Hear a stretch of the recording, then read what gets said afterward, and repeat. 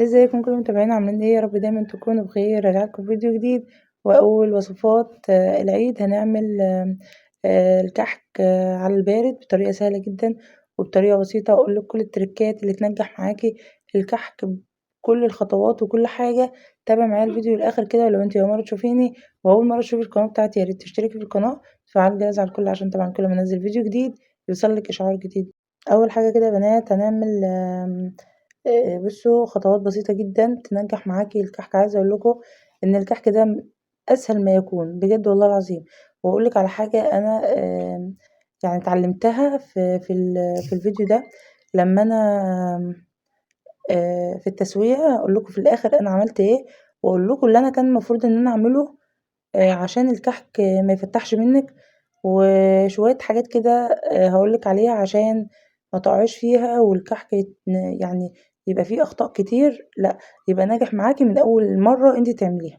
اول حاجة كده المقادير بتاعتنا: على كيلو دقيق معايا 500 جرام من السمنة. تمام كده. سمنة بقى خليط، سمنة نباتي، سمنة بلدي، اللي انت عايزاه. انا مستخدمة سمنة نباتي جنة، مستخدمة جنة صفراء. ومعايا يعني واخدة 400 جرام من السمنة النباتي و100 جرام من السمنة البلدي. تمام كده. معايا الدقيق المخصص طبعا بالكحك والبسكوت سكريات الفرات. جبت منه كيلو، يعني الكيلو تقريبا كده 35 38، انا ما عادش فاكره لان بص انا جايباه من قبل رمضان يجي باسبوع. تمام. فانا ما عادش فاكره اصلا الاسعار. معايا 50 جرام من السكر البودر، معايا كمان سمسم، معايا نص كيلو من الملبن. واهم حاجه يا بنات تجيبوا الملبن يكون طري، مش يبقى اللي هو البقطن ده. البقطن ده بيبقى مركون في المحلات لفترة كبيرة. أنا طبعا ما باجيبش أي حاجة سواء للبسكوت بتفور كحك غريبة شغل التورت والحلويات بتاعتي ما باجيبوش إلا من عند فور كيك. كل حاجة باجيبها من عنده لأنه طبعا بسم الله ما شاء الله بيبقى عنده سحب، فتلاقي الحاجات دي مش مركونة عنده. خلاص فجبت نص كيلو من الملبن. واهم حاجه يكون الملبن بتاعه شفاف زي ما انتم شايفين كده وطري معاكي مش بقطم معاكي. عشان طبعا تطعمي الملبن بتاعك وتطعمي الكحكه بتاعتك حطيت معلقه سمنه بلدي، وحطيت كمان معلقتين كبار من السمسم. وهقلب الملبن مع السمنه مع السمسم. لبست طبعا جلافز وعايزه اقول لكم ان طلع عيني حرفيا على معجنة الملبن. انا ان شاء الله اجيب من اللي هي الجلافزات اللي هي بتبقى ثابتة على الايد دي، بحيث طبعا لو انا بعمل حاجة بتلزق لان أنا ما بعرفش بصراحة ان انا اعمل حاجات من اللي هي بتلزق دي زي الملبن سكر اي حاجة يعني الاقي ايدي بتلزق وكده. لا فانا بحب ان انا طبعا على طول البس جلافز في الحاجات اللي زي دي. فالجلافزات دي بتبقى واسعة اللي هي ممكن تعملي مثلا مش حاجات بتلزق، يعني اللي هي الجلافزات الواسعة دي. هنبقى نجيب من التانية ان شاء الله. جبت بقى الميزان بتاعي. واول الخطوات طبعا اللي هتنجح معاكي الكحك ان انتي توزني الملبن بتاعك اهم حاجة. بصوا انا كنت بوزن من 5 ل6 ل7 جرام، نهايتك 7 جرام. تمام كده. ما تكبريش قطعة الملبن عن كده. ليه؟ لان لما بتكبري قطعة الملبن عن كده آه، بت بتبقى واخدة حيز كبير في الكحكاية. فبالتالي بتفرقع الكحكاية. كل ما كانت قطعة الملبن كبيرة فبتفرقع الكحكاية. فانت تبقي واخدة بالك من الموضوع ده. لازم طبعا هتعملي نواعم أساسي معاكي الميزان هو اللي هينجح الوصفة بتاعتك. جبت بقى بولة العجان، حطيت فيها كيلو دقيق، حطيت 50 جرام من السكر البودر. ويستحسن انتوا يا بنات تكونوا طحنين السكر عندكم في البيت لأن السكر اللي بيبقى موجود من بره اللي بيجي من بره بيبقى ساعات بيبقى موجود عليه نشا. تمام. فيستحسن انتي اصلا يعني تنخليه عندك في البيت. لو ما فيش عندك بقى بولة عجان الموضوع ده او ما عندكيش عجان معنى اصح، يعني الموضوع ده هياخد معاكي وقت جامد في ان انتي هتبسي العجينة، بس هياخد معاكي وقت. خلاص. حطيتها طبعا الكيلو دي مع السمسم مع السكر البودر مع 500 جرام السمنة. اخدت ربع معلقة من البيكنج باودر. تمام. هاخد كمان ربع معلقة من الخميرة أو نص معلقة صغيرة من الخميرة. المهم متكتريش في الخميرة، لأن لو كترتي في الخميرة هتلاقي الكحكة بتاعتك كبرت معاكي في الفرن. خلاص لما طبعا تختمر وكده فهتلاقيها كبرت معاكي في الفرن. قلبتها طبعا في كوباية إلا ربع من المية، قلبت مع نص معلقة الخميرة الصغيرة في ربع كوباية من 3/4 كوباية من المية، حطيتها في جنب كده لحين طبعا ما بس العجينة بتاعتي ببسها كده زي ما انتوا شايفين بالكف.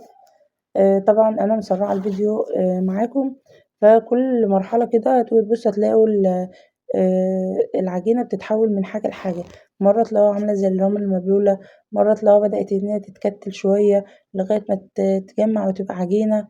تمام. فأنا كنت بسرع لكم الفيديو، لكن هو قعد يعني من 7 ل8 دقايق يبس في العجينة، عاملاها على المستوى الأولاني وسايبة العجان مع نفسه كده يبس في العجينة لغاية ما توصل للقوام اللي أنا محتاجاه. يعني انتوا لو تلاحظوا القوام بدأ إن هو يتغير معايا من فترة لفترة كده. هوريكم دلوقتي القوام عامل ازاي. خلاص. أنا طبعا شايلة الغطا بتاع العجان بحيث طبعا تبقوا شايفين الخطوات. معاكم زي ما قلت لكم يا بنات، لو مفيش عندك عجان يعني موضوع البس ده ياخد منك وقت كويس. ونجاح العجينة معاكي بس الدقيق بالسمنة، نجاح العجينة بس الدقيق بالسمنة. خلاص. طبعا أنا وصلت للمرحلة دي، بس مش هي دي اللي أنا المرحلة اللي أنا محتاجاها. المرحلة اللي أنا محتاجاها عاملة زي عجينة البيتفور أو عجينة بسكوت بسكوت الزبدة. هوريكم دلوقتي القوام اللي أنا محتاجاه. هتلاقوه عجينة بس يعني بتلزق، بس مش بتلزق في الإيد، يعني هتلاقوها طرية جدا بس مش بتلزق.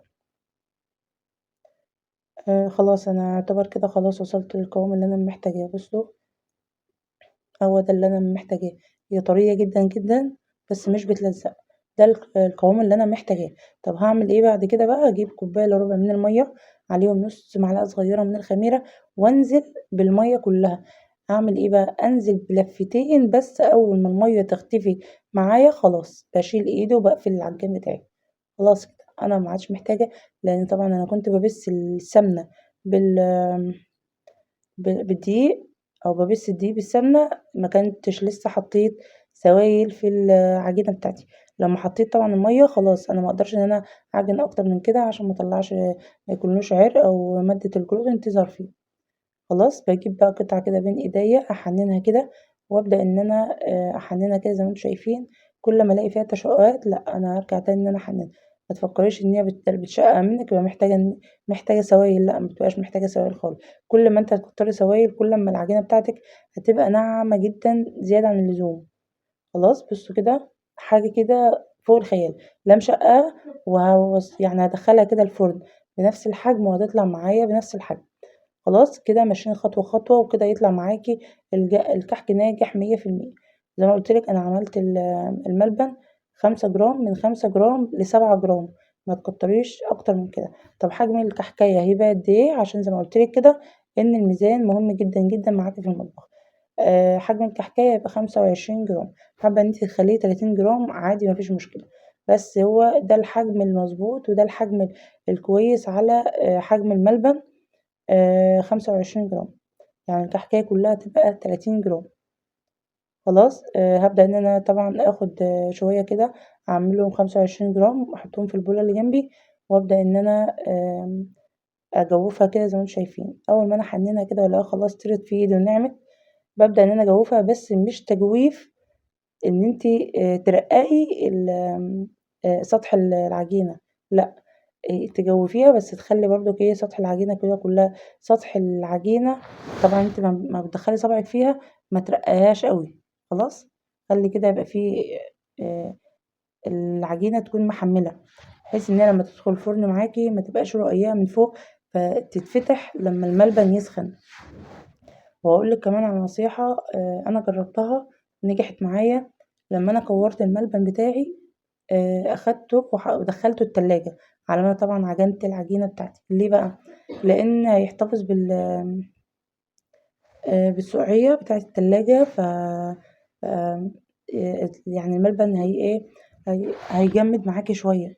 خلاص فبالتالي لما بدخله الكحكاية وادّي له الرسمة اللي أنا محتاجاها سواء بمنقاش سواء بالبصامة، على ما طبعًا تدخّلي الصاج بتاعِك الفرن على ما الملبن ياخد الحرارة بتاعة الفرن تكون الكحكة أصلًا استوت من برّه، تمام، أخدت السوا بتاعها الكامل يعني. زي ما قُلت لِك كده تحطّي الملبنية وتقفّلي عليها كويس، وبين إيدِك كده تكوريها وبعدين بالبصّامة كده تدّيها الشكل اللي أنتم شايفينه.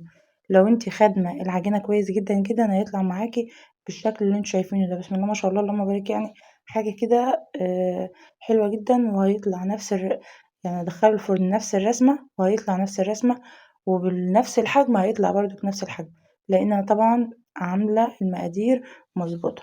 طَب التسوية، لو أنتِ عندِك الفرن اللي هو الغاز الموجود في كل بيت ده، تجيبي مثلًا صاجة وتحطي الصاج بتاع الكحك عليها، تمام، تعلّي من فوق مش تعلّي من فوق تولّعي من الجوانب ومن تحت، خلاص، لكن أنا مسوية في فرن بوتاجاز، فرن البوتاجاز بتاعي طبعًا ما فيش فيه درجة حرارة ولا كمان مروحة، يعني ما بيوزّعش الحرارة كاملة على الكحكاية كلّها، لكن أنتِ طبعًا لو أنتِ عاملة في فرن بقى طبعًا فيه مروحة وكده، تيجي تبُصّي تلاقي الكحكاية كلّها واخدة لون موحّد من فوق، تمام، بس مش معنى كده إن هي مش مستوية، لأ هي مستوية وكل حاجة وواخدة لون حلو جدًا من تحت، وأحسن حاجة إن أنتِ تساوي فيها بيها النواعم الصاج الألمونيوم، بيوزّع الحرارة على الصاج كلّه، فبالتالي سواء بقى كحك بسكوت، غريبة، بيتيفور، صابليه، أي حاجة بتاخد نفس السِوَى الكامل من تحت، الألمونيوم بيوزّع الحرارة للصاج كلّه، خلاص كده؟ هاقول لِك بقى سبب إن أنا ما فتحش معايا في الكحك كلّه إلا 3 كحكايات، وطبعًا عرفت إيه السبب، ولمّا عرفت إيه السبب ما عملتوش في الصاج اللي هو التاني، اللي هو الصغير ده، تمام؟ عايزة أقول لِك على حاجة، لمّا تيجي تدخّلي الفرن بتاعِك نصيحة مني ليكِ تولّعي لو أنتِ هتحطّي في فرن البوتاجاز ولّعي من فوق على الهادي، وولّعي كمان من تحت على 160، 170 خلاص، لو أنتِ عندِك درجة حرارة. ليه بقى؟ لإن لمّا بتولّعي من فوق ومن تحت بياخد سِوَى من تحت ومن فوق، فهو بياخد لون من فوق ولون من تحت وخلاص كده الكحكاية استوت. غير طبعًا الكحك السادة بيدخل على نار هادية عشان طبعًا بيبقى كلّها عجين، فبتاخد وقت على ما بتستوي، لكن الكحكاية دي بتبقى يعني نُص محشية ملبن من جوّه ومن يعني بقية الجسم حاجة بسيطة خالص من العجين، فبيستوي على طول. فأنتِ تولّعي من فوق وتولّعي من تحت هيستووا مع بعضه، فعلى ما ييجي يستوي يكون الملبن لسه بيفكّر إن هو يسخن وما يفتّحش معاكِ الكحكاية. فأنا طبعًا في الصاج الأولاني ما فتحتش الشواية من فوق، فبالتالي ال3 كحكايات دول فتحوا معايا لإن أنا ما كنتش فاتحة الشواية. في الصاج الصغير بقى فتحت الشواية من فوق ومن تحت، فبالتالي استوى وفي نفس الوقت أخد لونه من فوق ومن تحت، وما فتحش ولا كحكاية معايا، مع إنها عجينة واحدة. خلاص، في التغليف بقى، التغليف بقى في علب اللي هي المتقسمة دي طبعًا زي ما أنتِ عايزة تحطي في العلب المتقسمة أو في العلب اللي أنا باحطها دي، الأكياس اللي أنا باحطها دي اسمها مناديل ماشي، أنا باجيب كيس على بعضه تقريبًا بيبقى كيلو 45 جنيه ب40 جنيه بيبقى فيه كمية كبيرة جدًا، بين كل طبق وطبق باحط كيس كده. طب أنا أحفظ الكحك بتاعي إزاي لو أنا باعمل أوردرات أو نوايا مالية إزاي لو أنا باعمل أوردرات؟ باجيب الكرتونة بتاعتي بافرشها من تحت كيس كده زي ما أنتم شايفين، أو مفرش من اللي هو البلاستيك دوّة، بين كل طبق وطبق بافرش مفرش من ده، تمام كده. لو أنتِ هتحفظيه بلاش تحطي سكر عليه، تعمليه في أكياس كده زي ما أنا عاملة لو هتطلعي أوردرات وكده، أو تحفظي من أول رمضان لآخر رمضان لوقت التسخين، خلاص. أوعدِك إن أنتِ لو عملتِ الطريقة دي وبسترتِ الكحك بتاعِك كويس جدًا، جدًا، لغاية كده شهر، شهرين، 3 قدّام كده، يفضل معاكِ من غير ما يرطّب ولا يجرى له أي حاجة خالص، تمام كده، عشان أنتِ مقفّلة عليه كويس جدًا، جدًا. طيب دلوقتي كيلو الكحك كيلو الدقيق بيطلّع قد إيه كحك؟ بيطلّع معاكِ 2 كيلو كحك وممكن أزيد كمان، خلاص. يعني أنتِ لو أنتِ لإن أنتِ حاطة كيلو دقيق وحاطة نُص ملبن وحاطة نُص سمنة، وطبعًا في مَيّة، في 50 جرام كمان سكر بودر، وحاطين كمان سمسم، فبالتالي ده كمان يعني بيزيد عن ال2 كيلو. وده طبعًا الفيديو بتاعي النهارده، يا رب بقى الفيديو يكون عجبك، ولو الفيديو عجبك ياريت تحط اللايك بتاعك الحلو، كومنت جميل منك وتقولي بتتابعني منين. عايزة أشكركم جدًا، جدًا، جدًا على كل الكومنتات اللي انتم بتكتبوها لي أو الدعوات اللي انتم بتدوها لي. أشوفكم بقى في رعاية الله وأشوفكم في فيديو جديد إن شاء الله.